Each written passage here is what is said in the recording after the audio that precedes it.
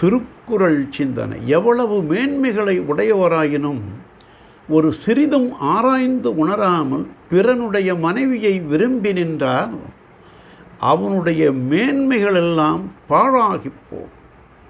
அயல் மனை புக நேர்ந்தால் அழிவுகள் சேர்ந்து வரும், அழியாத பழியும் அமைந்துவிடும்.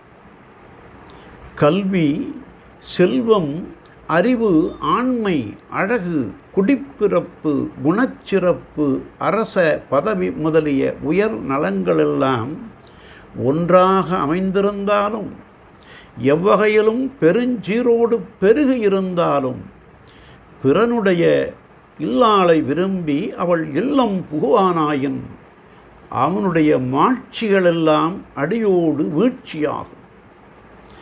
தன் இல்லுள் தன் மனைவியை விரும்பி ஒருவன் புகுவானாயின் அவன் உள்ளம் எவ்வாறு கொதிக்குமோ பதைக்குமோ அவ்வாறே பிறனுடைய மனைவியை விரும்பி அவன் இல்லத்தில் தான் புகும் பொழுது அவனுக்கு எவ்வாறு கொதிக்குமோ பதைக்குமோ என்பதை சிறிதேனும் உணர்வின்றி ஊனம் புரிய போனால் அது கொடிய ஈனமாக இழிந்துபடும்.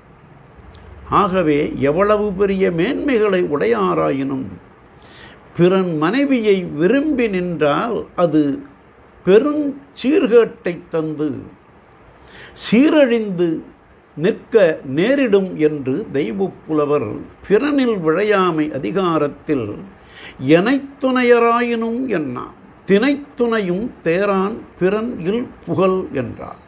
நாளையும் சிந்தி.